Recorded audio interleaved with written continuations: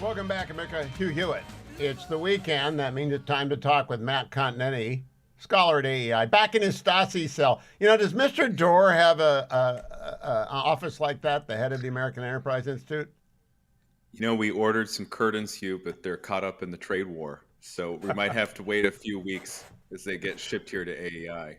Okay, now this may come as an unexpected shock to my audience. What my first topic is, but I was listening to the commentary pod driving home from class on Wednesday, and Matt and John Podhortz, and I think Abe and Seth got involved too, in a long conversation about Doctor Strangelove. So I walked into the house and I said to the fetching Mrs. Hewitt, "Let's watch Doctor Strangelove tonight. What do you think?" She said, "I've never seen it." And so Matt, my wife has never seen Doctor Strangelove. We had to watch Wow. 1923. So there are more people than you think who do not They're know everywhere. anything about Doctor. Give your recommendation as to why. Well, I've always found that when I talk to people younger than myself, younger millennials or Gen Zers, they haven't watched Doctor Strangelove from 1964, the Stanley Kubrick masterpiece about a nuclear war, but really a comedic triumph by the great actor Peter Sellers, who plays Dr. Strangelove, who's this atomic scientist slash national security advisor, as well as the American president, as well as Colonel Lionel Mandrake, who's caught in the midst of a kind of a military coup that sets off the chain of events that ends with war between the United States and the Soviet Union. It's just a masterpiece. I think it's a brilliant piece of political satire, and I recommend it to all. Well, my recommendation of the commentary recommends guide is that when you get together on a Thursday or a Friday, you tape a commentary pod to drop on Saturday about movies. Because John's encyclopedic knowledge really is the equal of anyone's. He's been a film critic forever. But the rest of you seem to remember every bit of every film you've ever seen. That's my part of my brain is crowded with Brown's details. Your brain is crowded with films and books, but I got sports trivia. So that I was impressed with your. Was it you or was it John recollecting the details of the phone call between the president and the Russian premier? We kind of both played off each other in that. He started the recollection, and then I continued it, and we could go on forever. That's a great recommendation for our recommendations. Yeah, because I've found that Saturday film podcasts are very rare. I've started to drop ours on Yes. Saturday for that purpose. Now, the reason we didn't watch Doctor Strangelove on Wednesday nights, we had to finish 1923, which we've done now. I'm curious, are you up to date with Taylor Sheridan's latest? I am not. I find I have less and less time for movies and TV today, and that's why I have to recommend movies from 60 years ago instead. Well, Taylor Sheridan has hit it out of the park with this, hit it out of the park with Landman, hit it out of the park with 1883, and he hit it out of the park with Yellowstone. I was just going to ask you, since you have a minor in film studies, what is it? What's his secret sauce? Why is he all of a sudden America's most popular producer? Well, I can take a stab at this question, Hugh, because Commentary Magazine, where I write a monthly column and appear on the daily podcast, had Ty Sheridan on our cover recently. And I think the argument of that piece and the argument that I found persuasive to explain the appeal of his programming is, he takes America seriously. He doesn't try to wokeify his product. It's not that he's necessarily a conservative Republican in his politics, but he understands that there are certain characters, there are certain virtues that are important, and there's certain stories, whole regions of this country that are underrepresented in the film and TV industry. And so he's kind of taken that market for his own. It's a little bit like Charles Krauthammer's great line about Rupert Murdoch and Roger Ailes. When they founded Fox News, for example, in 1996, they found a niche market, 50% of the American people. And I think that's the case. I think that's the case with Sheridan and his Westerns and his kind of gritty dramas. Now, I want to know, have we reached peak Rogan? I don't watch or listen to Joe Rogan. I watch some clips. I am listening to the entire Douglas Murray, David Smith. Have you listened to that yet, Matt? I've only seen the clips that are proliferating online. Okay, so the world is broken into two. Those who think Douglas Murray dominated these two, and those that think Dave Smith lacerated Douglas Murray. The people I respect are in the former category. What do you think happened? Well, from what I can tell, Douglas Murray, who's someone I've known for 20 years and I admire tremendously, kind of wiped the floor with the Dave Smith and showed that, opinions matter and you have responsibility for the opinions you air in public. That was my overwhelming take. Now, I haven't finished. I have 30 minutes left, but I just think, my goodness, why do you get in the ring with Douglas Murray? That is not a winning proposition. I'll be right back with Matt Continetti during the break. Don't go anywhere, America. I'm back with Matt Continetti. Matt, I'm working on a piece for next week about the number of people who presume to know what Donald Trump is thinking. Now, I've followed presidential commentary since Nixon. I don't think I've ever seen this before where people put a president on the couch this much. Have you? Yeah, the people are, he's doing this, he's doing that, it's 4D, no, it's not. I watch what he says because he says a lot, and I see what he does because he does a lot, but I don't try and, I can't read minds, but it seems to me a lot of the commentariat is trying to read minds. What do you think about that? Yeah, there's always been this tendency for people of various persuasions to impose a theory, their theory of what Donald Trump is doing on his actions. And that continues today. I think that the White House and the president could communicate some of his goals a little bit more clearly, say in set speeches, which President Trump really doesn't like except for the ceremonial occasions of inaugurations or State of the Union addresses. At the same time, Trump also allows himself maximum flexibility, Hugh, at any given moment. He likes to improvise. He likes to have the ability to change on a dime. And so I think that generates opportunities as well for people to try to create post hoc explanations for what he's doing, when really what he's doing, as the White House said in one of their social media posts this week, is cooking. He's kind of, he's ad-libbing. He's trying to pursue deals that he believes will further the American interest and make us all richer in the end. A little bit more explanation for how he's going to achieve that, I think, would be helpful as well. Now, he is very available. I think he may be the most available president of my lifetime. That's how I assess it. Do you rank him in that term? The most available to the press? Everywhere. And just think of how busy he is. I mean, amidst all of the happenings of this week in markets and China, foreign policy, he was meeting with the Dodgers. He was meeting with miners. I mean, the miners, right? Coal miners. He was bringing back water pressure to our shower heads. And I think an initiative that would get 80% support if you polled the American people, right? So it's a constant stream of activity. And yes, in the midst of all that, he's incredibly available to answer questions. What you don't see so much is, the address to the people from behind the desk or in the East Room saying, here's what I'm going after, here's why, and here's the metric by which to judge my action. Definitely not. It's not his approach. He's actually not very good at as someone once said about Churchill, he was excellent as standing artillery from long range, but he wasn't mobile. I think it's the opposite with Trump. The long range shot is not his deal, but he's awfully mobile with moving with a gun. Stand by, Matt. We're coming right back. I'm going to talk to you about what John Sauer's argument was to the Supreme Court in the case that Donald Trump lost last night. The El Salvadoran has been deported to El Salvador from Maryland. All due efforts must go into getting him back, according to the Supreme Court. We'll talk about that with Matt when we come back. I'm back with Matt Continetti in our weekend review. Matt, Mr. Witkoff is in Russia. That was revealed by Carolyn Levitt today. And he's going to Oman. That was revealed last week. In the middle of this, we've got the immigration crisis. I'm going to do those two issues with you to wrap today up. First, let's do the immigration decision that came down from the Supreme Court. 9-0. Donald Trump has got to get whatever he can do to get the guy back from El Salvador, and I assume the president of El Salvador would cooperate with that. John Sauer, the Solicitor General, went to the court and said, errors like this happen because district courts are overwhelming us with ridiculous orders. And if they just let us do our work, we wouldn't make mistakes like that. Court wasn't hearing that, but I like making that argument because I think there's some truth to that there are too many district courts doing too many things for the administrative state to function efficiently. And I have some sympathy for that argument. Do you? Oh, I do.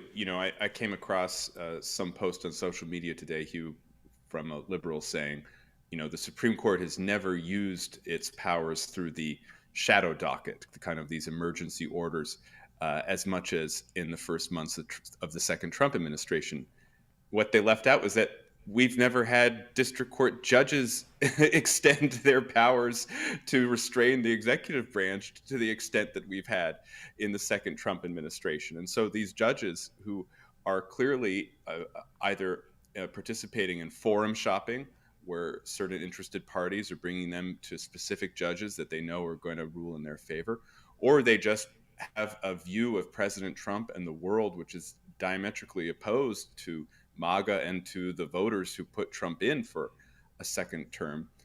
They've overextended, and so the Supreme Court is very busy trying to deal with all this. And yes, I'm sure the DOJ also finds itself kind of on its back feet and rushing to catch up and to respond to the various district judges who are waging this form of lawfare.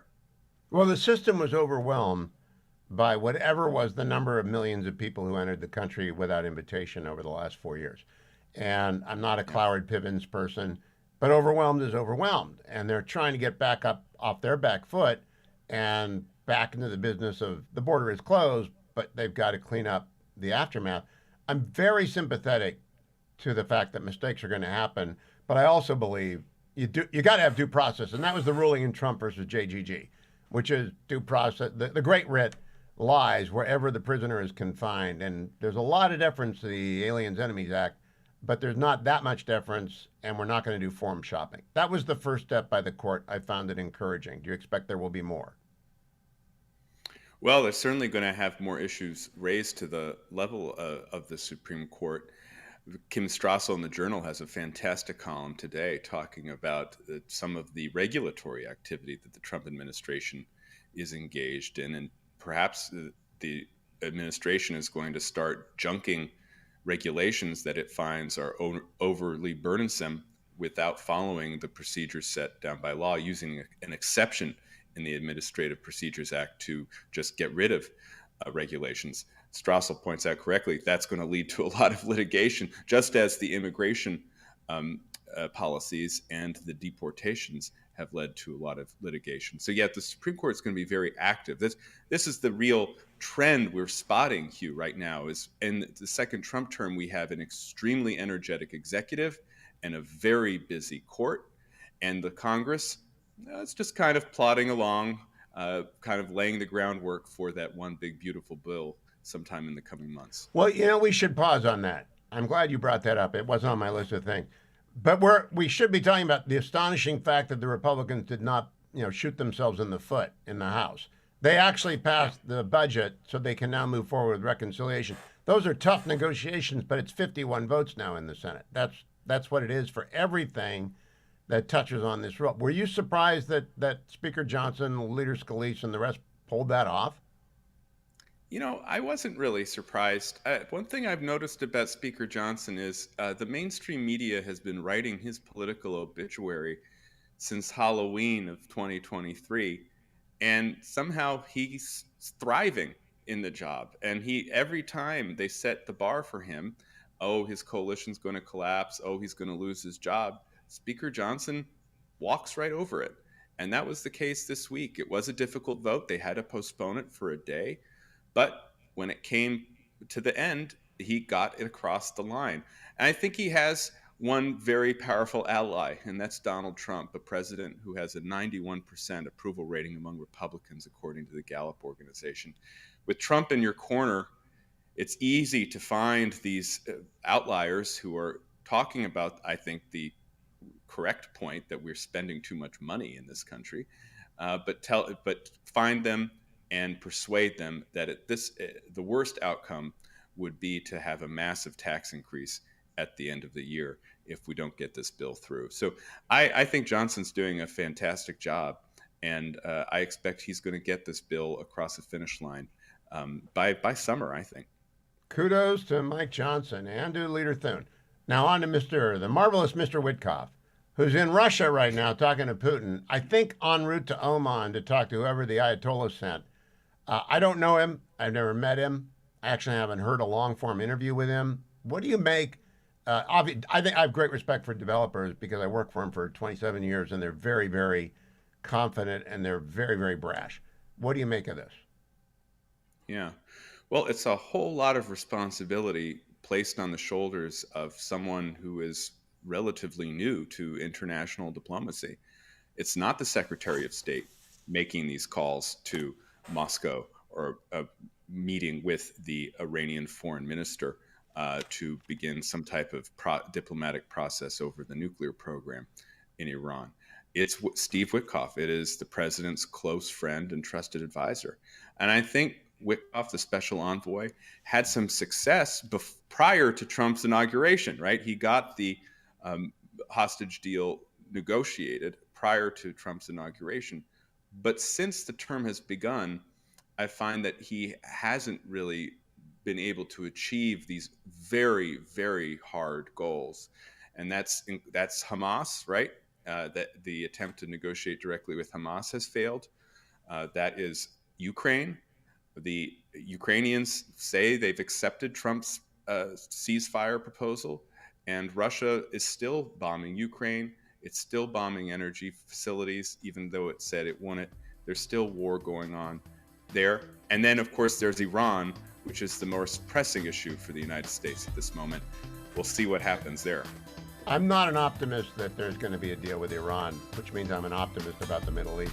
I'll be right back with Matt Continetti during the break for the last segment. We got to talk about China. Do not worry, we will. Just listen to the podcast this weekend to get it. I am back with Matt Continetti for our last segment. Matt, I began the show today with John Ellis, founder of News Items, longtime newsman, and he alerted me to the view of Rod McFarquhar, a very noted Asian scholar, that 2 consecutive years of growth below 3% in China would cause regime crisis, perhaps regime collapse.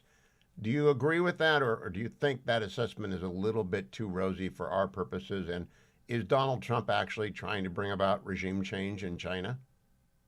Yeah. I'm not sure if that's his immediate goal. A lot of people have been predicting the coming collapse of the Chinese Communist Party for many years now, and it never seems to happen.